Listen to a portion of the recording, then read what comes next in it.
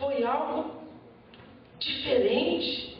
Quando Jesus entra em Jerusalém, ele chorou e disse: ah, Jerusalém, se ao menos hoje, neste teu dia, tu soubesses quem é aquele que pode te trazer a paz. E ele chorou ali, irmãos. Na morte de Lázaro, Jesus chorou. Poucas vezes a Bíblia vai falar que Jesus chorou. Agora, irmão, por que não está escrito que Jesus sorriu?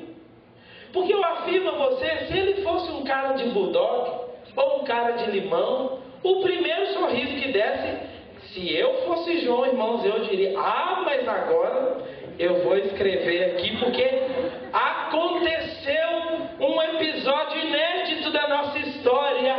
Jesus sorriu. Não está escrito. Sabe por quê? Porque eu creio que as pessoas olhavam para o rosto de Jesus. Eu não estou dizendo que você tem que ser um palhaço, irmão. E pintaram uma boca assim de sorriso. Não estou dizendo isso. Mas eu acho que as pessoas viam um semblante alegre em Jesus. Eu conheci um homem, eu acredito que hoje ele já está na glória, o pastor Claudeonor. Irmãos, eu queria poder andar com aquele homem. Aquele homem, ele estava num nível de vida com Deus que seguramente é além do que eu tenho vivido. Esse homem era incrível, ele só ficava, isso aqui dele devia doer, irmão, só que ele só ficava sorrindo, não é? Um senhor, ele não era palhaço, mas ele só ficava sorrindo. E ele tem tantos testemunhos maravilhosos.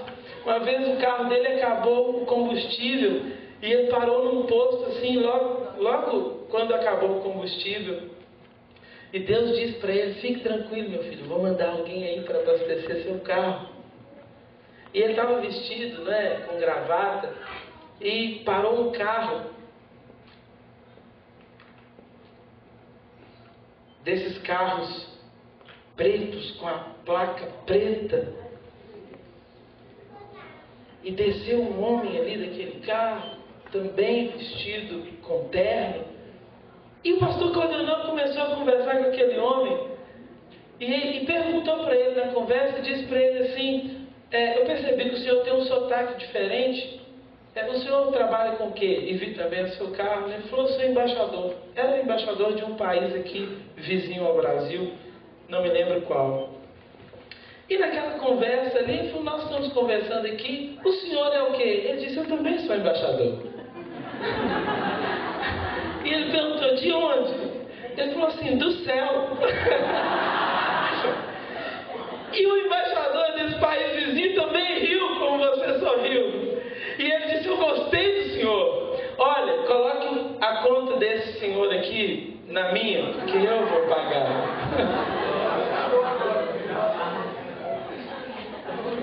Precisa haver alegria em nós, irmãos.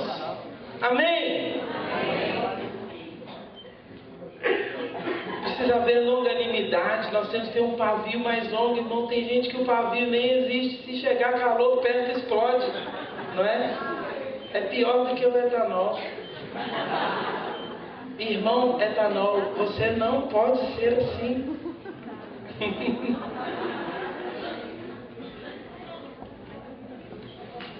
Benignidade, bondade, fidelidade. Eu aprendi algo sobre a mansidão. Eu preciso compartilhar. Isso aqui é tremendo demais. Sabe o que é ser manso? Ser manso é reagir de forma pacífica. A mansidão não é conhecida a mansidão não é conhecida por meio das nossas ações. A mansidão é conhecida por meio das nossas reações. É quando alguém pisa com muita força no seu calo, que você revelará se é ou não manso.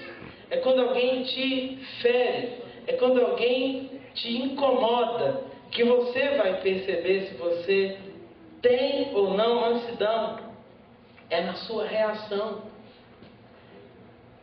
Eu e você precisamos ser esse fruto em nós e externar isso. As pessoas é que avaliam isso em nós, se nós temos ou não. Por isso é muito importante o que o outro pensa de mim. Se eu sou manso ou estressado, se eu sou longânime ou se eu sou pavio curto, se eu sou alegre ou sou mal-humorado, se eu sou bondoso, se eu sou vingativo, se eu sou equilibrado ou se eu sou de humor alterado. Irmãos, o que falam de mim, o que falam de você é importante. Você é daqueles que vai considerar e ponderar isso? Ou você vai fazer parte desses que vão dizer assim, ninguém tem nada a ver com a minha vida? O time B aqui é candidato ao corte. O que as pessoas falam sobre nós tem muito a ver com o nosso frutificar. Frutificar é externar as virtudes do Espírito em nós. E em segundo lugar, frutificar tem a ver literalmente com ganhar vidas para o Senhor Jesus.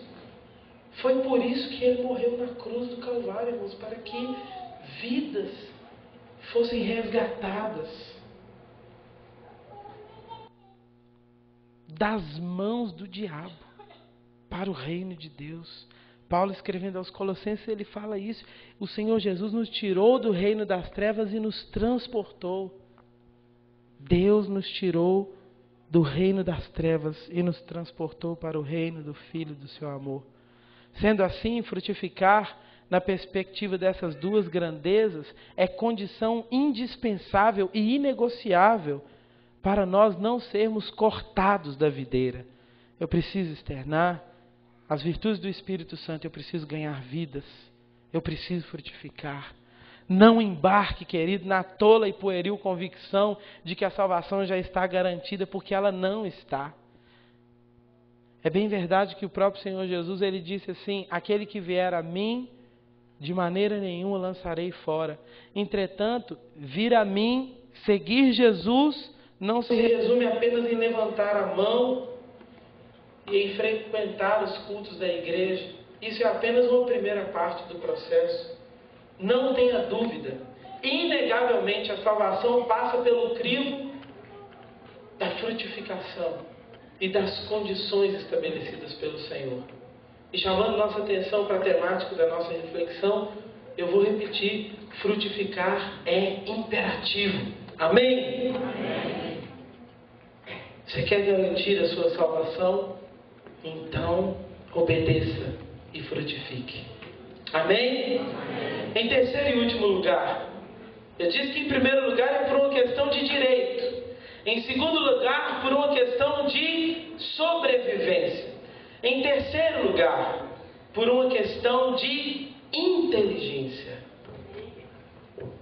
No versículo 16, o Senhor Jesus ele diz assim: não fostes vós que escolhestes a mim, antes eu vos escolhi a vós, e vos designei para que vades e deis fruto, e o vosso fruto permaneça.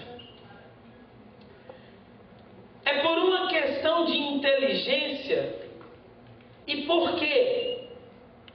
Porque aqui nós encontramos, irmãos, uma das razões de existirmos. E só cumprindo a nossa vocação de ser, nós podemos ser felizes. Eu tenho a impressão, irmãos, que ao lermos esse texto, nós nos perguntamos acerca desse assunto, se ele diz respeito mesmo a nós, se nós fomos mesmo escolhidos pelo Senhor Jesus. E eu digo isso porque Jesus fazia um discurso diretivo ali a seus discípulos. E se nós analisarmos a partir de uma perspectiva pragmática, Jesus realmente escolheu cada um dos seus apóstolos. A Bíblia relata, por exemplo, que caminhando ao longo do mar da Galileia, ele chamou a Simão, que nós conhecemos como Pedro. Ele também chamou a André, chamou a Tiago, chamou a João, e ele disse a eles: vem comigo e eu vou fazer de vocês pescadores de homens. Se nós lermos num outro texto, no capítulo 10, por exemplo, de Mateus, ele vai apresentar ali o nome de cada um dos apóstolos, onde Jesus ele convoca cada um deles.